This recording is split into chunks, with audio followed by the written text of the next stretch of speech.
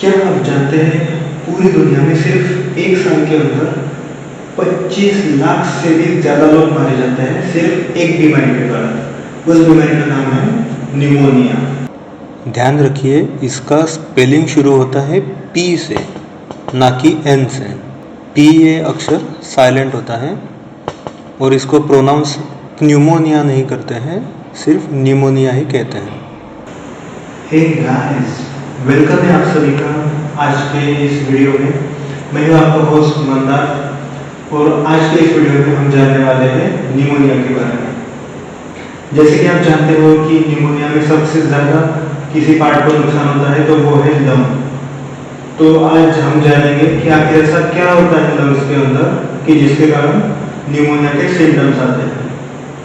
तो बिना किसी देरी के वीडियो शुरू करते हैं। दोस्तों, ये है हमारे लंग्स यानी फेफड़े। हमारे लंग्स में जब हम सांस लेते हैं तो वो जाती है ट्रकिया से। उसके बाद उसका डिवाइडेशन होता है मेन ब्रोंकस में। ये दो ब्रोंकस होते हैं, एक जाता है दाहिने लंग में और दूसरा जाता है बाएं लंग में।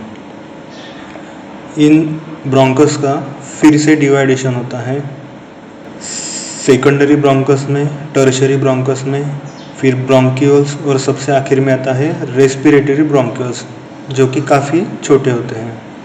ये रेस्पिरेटरी ब्रोंक्यूल्स जाकर ओपन होते हैं एल्वियोलाई में, जो कि सबसे छोटी जगह होती है हमारे फेफड़ों में। जैसे कि आप अपनी स्क्रीन पर देख पा रहे हैं एल्वियोलाई की डायग्राम। ये छोटे एयर सेल्स होते हैं। हमने ली हुई सांस की हवा इन एल्वियोलाई में आती है। ये एल्वियोलाई कैपिलरीज से घिरे होते हैं। जब हम सांस लेते और छोड़ते हैं, इस प्रक्रिया में हवा की ऑक्सीजन इन कैपिलरीज के ब्लड में जाती है और ब्लड में की कार्बन डाइऑक्साइड इन एल्वियोलाई में बाहर फेंकी जाती है। जब हम सांस लेते और छोड़ते हैं तब हवा ऑक्सीजन अंदर साथ लेकर आती है और कार्बन डाइऑक्साइड बाहर छोड़ती है। ये जो एल्वियोलाई होते हैं ये सबसे इम्पोर्टेंट है लंग में। इन्हीं के कारण खून में ऑक्सीजन मिक्स होता है। देखिए, अब न्यूमोनिया मतलब होता क्या है। न्यूमोनिया के पेशेंट के एल्वियोलाई में पानी जमा हो जाता है। अगर किसी को न्यूमोनिया हो जाता है तो इन एल्वियोलाई में पानी जमा हो जाता है। देखिए, अब समझिए इस पेशेंट को न्यूमोनिया है। जैसे कि आप स्क्रीन पर देख पा रहे हैं, इसकी एल्वियोलाई के अंदर भरा हुआ है पानी। इसके कारण एल्वियोलाई की हवा कैपिलरी के ब्लड के कांटेक्ट में नहीं आ पाएगी। इसका मतलब एल्वियोलाई में हवा जो भी आएगी वहाँ का ऑक्सीजन कैपिलरी के ब्लड में नहीं जा पाएगा और ना ही कैपिलरी के ब्लड के जो कार्बन डाइऑक्साइड होगा वो एल्वियोलाई के हवा में छोड़ा जा सकेगा। कुछ एल्वियोलाई में अगर पूरी तरह पानी भरा हुआ है तो उसमें हवा एंट्री भी नहीं कर पाएगी। मान लीजिए अगर किसी पेशेंट की इम्यूनिटी, जो रोग प्रतिकार शक्ति होती है, वो हो गई है कम, तो उसके कारण क्या होगा, इसको सबसे ज़्यादा रिस्क रहेगी कि ये न्यूमोनिया इसे हो सकता है।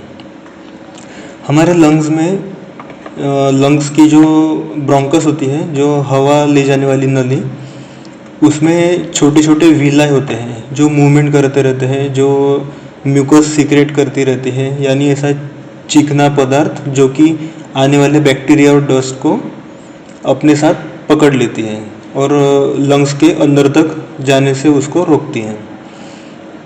अगर ये विलाई का फंक्शन अगर कम हो गया है या फिर बिल्कुल ही नहीं हो रहा तो बैक्टीरिया क्या होंगे, सीधे लंग्स के अंदर तक पहुंच जाएंगे। जब ये बैक्टीरिया या फिर वायरस या फिर फंगस के पार्टिकल्स एल्वियोलाई तक पहुंच जाते हैं तो वहाँ पे बॉडी इस बैक्टीरियाज के अगेंस्ट में रिएक्शन देगी। उन बैक्टीरिया को घेरने के लिए वहाँ पर प्रोटीन्स सीक्रेट करेगी। ये जो एल्वियोलाई के आजू बाजू में जो कैपिलरीज हैं उनमें से फ्लूइड लीक होकर एल्वियोलाई के अंदर जमा होगा बैक्टीरिया को घेरने के लिए। उसके साथ साथ सेल्स भी आती हैं जो वाइट ब्लड सेल्स होती हैं, जो अपनी इम्यूनिटी की सेल्स होती हैं, वो एल्वियोला में पानी के साथ जमा हो जाएगी और बैक्टीरिया को खाने लगेगी। अब जब एल्वियोलाई के अंदर जमा हुआ है पानी, तो पेशेंट को सांस लेने में दिक्कत होगी, क्योंकि गैस का, ऑक्सीजन और कार्बन डाइऑक्साइड का ट्रांसपोर्ट कैपिलरी के आर पार कम होगा। इसके लिए डिफ़िकल्टी होगी उसको सांस लेने में। उसकी खून का जो ऑक्सीजन लेवल है वो भी कम हो जाएगा। बेसिकली न्यूमोनियाज के 4 स्टेजेस होते हैं, जिसमें से पहली स्टेज होती है स्टेज ऑफ कंसोलिडेशन।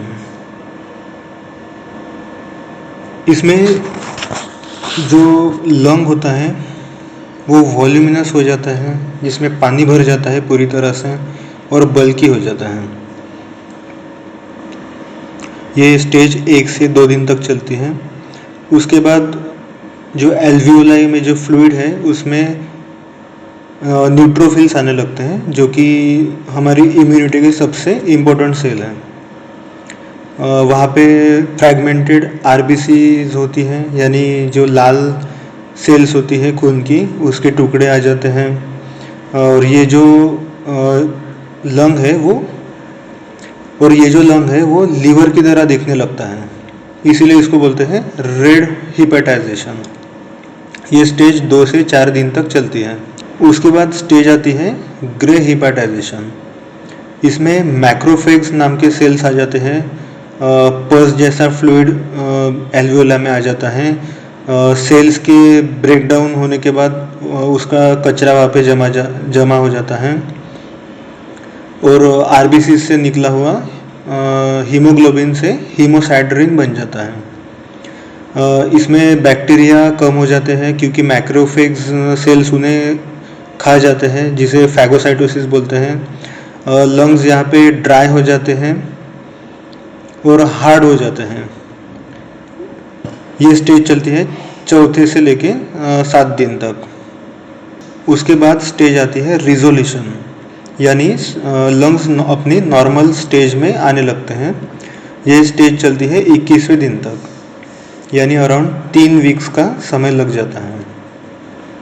अगर कुछ पेशेंट्स में अगर इम्यूनिटी कम है तो पेशेंट्स ठीक ना होते हुए कुछ कॉम्प्लिकेशन क्रिएट कर देते हैं, जैसे कि प्लूरल एडेजन, यानी कि जो लंग्स के ऊपर की जो कवरिंग होती है वो लंग्स के साथ चिपक जाती है। लंग में एब्सेस भी हो सकता है, यानी बैक्टीरिया का एक फोकस पॉइंट जहाँ पे बैक्टीरिया पस पैदा करते हैं।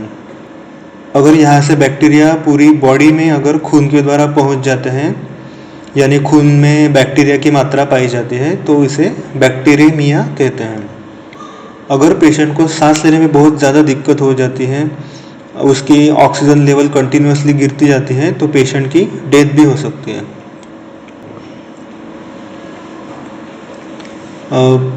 न्यूमोनिया के 2 बेसिक टाइप्स होते हैं। एक तो होता है लोबर न्यूमोनिया, जो कि सिर्फ एक लोब तक सीमित रहता है, या फिर होता है ब्रोंको न्यूमोनिया। यहाँ पे एक लोब के साथ एडजेसेंट जो एयरवेज होते हैं आजू बाजू की, वो भी अफेक्ट हो जाती है।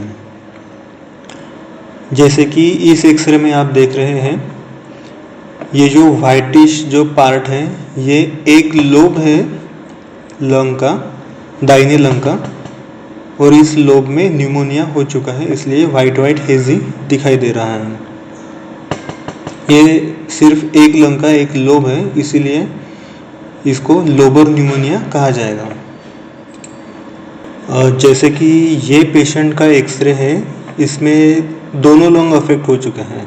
दोनों लंग में वाइटनेस दिखाई दे रहा है, और इसका मतलब है कि जो इन्फेक्शन है वो एक लोब से होते हुए, एक लंग से होते हुए दूसरे लंग तक गया है। यानी कैसे गया होगा, वो जो ब्रोंकस है एक ब्रोंकस से होते हुए दूसरे ब्रोंकस में पहुंचा है, इसका मतलब ये ब्रोंको निमोनिया है।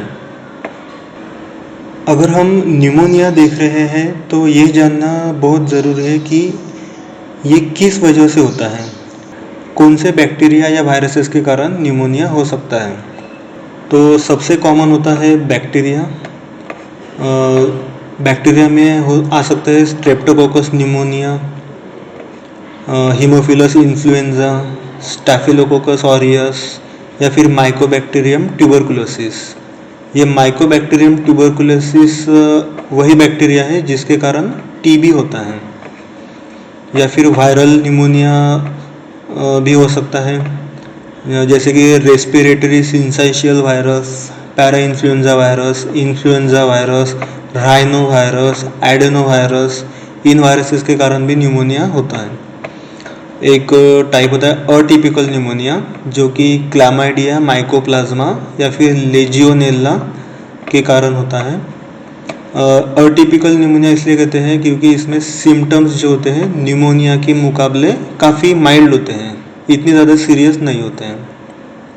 अब ये बैक्टीरिया या वायरसेस से निमोनिया होता है, लेकिन ये वायरसेस या बैक्टीरिया शरीर के अंदर कैसे एंट्री करते हैं, तो समझ लीजिए कि निमोनिया एक एयरबॉर्न डिसीज़ है।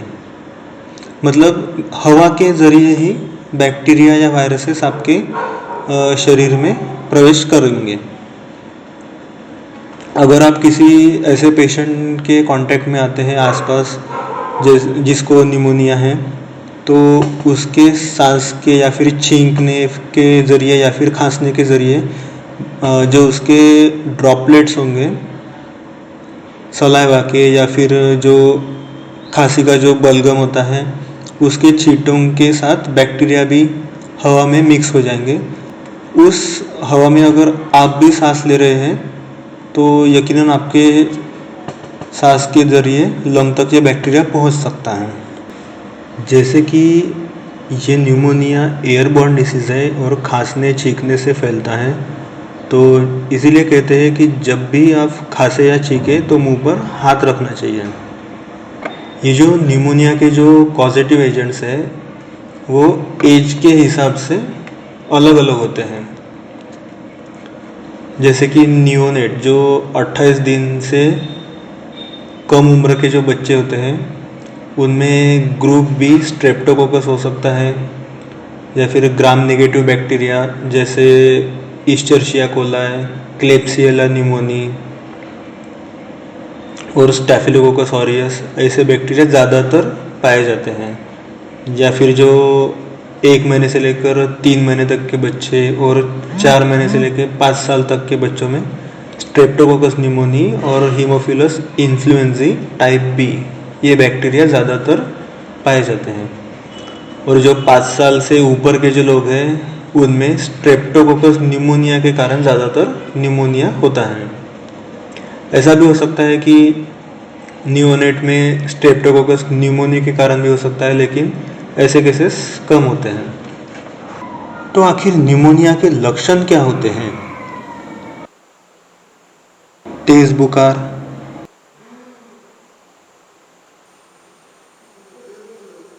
ठंडी से कपकपाहट,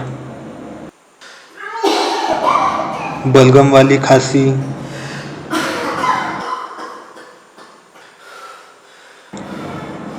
सांसें तेज चलना, सांस लेते वक्त छाती में दुखना,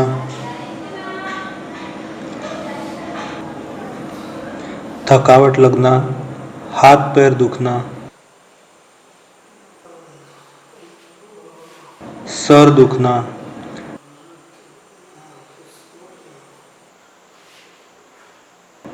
जी मचलाना या फिर उल्टी होना, गले में दुखना, गले में खिंचखिंचाहट लगना। ये लक्षण अगर आप में है तो आपको निमोनिया हो सकता है। अब जैसे कोई निमोनिया का पेशेंट डॉक्टर के पास आता है तो डॉक्टर कैसे पहचानते हैं? तो डॉक्टर सबसे पहले तो उसकी चेस्ट के मूवमेंट देखेंगे जिसमें जिस साइड का लोब या फिर एक लंग अगर अफेक्ट होता है निमोनिया में, तो वहाँ पे जो सांस लेने की जो मूवमेंट है वो कम दिखेगी, मतलब उस साइड में चेस्ट कम ज़्यादा फूलेगी। और जब स्टेथोस्कोप लगाकर जो आपकी सांस लेने की जो आवाज़ें सुनते हैं, उनमें पानी के बुलबुले जैसा आवाज़ आता है, जिसको बोलते हैं क्रेपिटस। और जो लोब या फिर जो लंग अफेक्ट हुआ है जिसमें पानी भरा हुआ है, वहाँ पे एयर की एंट्री कम पाई जाएगी, मतलब जो सांस लेने की और छोड़ने की आवाज़ें हैं वो उस साइड में कम होगी या फिर होती ही नहीं है। अब देखते हैं एक्सरे। न्यूमोनिया के पेशेंट में एक्सरे निकालकर कंसोलिडेशन देखा जाता है। ये जो आप देख रहे हैं वाइटिश जो पार्ट हो चुका है, ये निमोनिया के कारण कंसोलिडेशन है। यहाँ इस एरिया में एल्वियोलाई के अंदर पानी भरा हुआ है। आप ये जो बीच में जो दिखाई दे रहा है काला काला सा, ये है ब्रोंकस, यानी जो काला होता है वहाँ पे एयर होती है। ये अपनी सांस की नली है ब्रोंकस। ये बीच में आकर दो लंग्स में दो डिवाइड हो जाती हैं। ये पार्ट दिख रहा है वाइट, ये है हार्ट। और ये जो हार्ट के ऊपर जो वाइट वाला जो पोर्शन दिखाई दे रहा है मुड़ा हुआ, ये होता है अयोर्टा।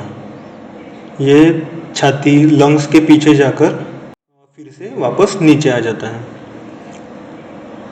आप तो यहाँ पे वर्टिब्रा क्लियर से देख पा रहे हैं। ये जो वाइटिश पोर्शन दिख रहा है थोड़ा थोड़ा, ये होता है पल्मोनरी आर्टरीज, यानी हार्ट से जो अशुद्ध रक्त जो होता है जिसमें ऑक्सीजन नहीं होता, वो वाला लंग में यहाँ से भेजा जाता है।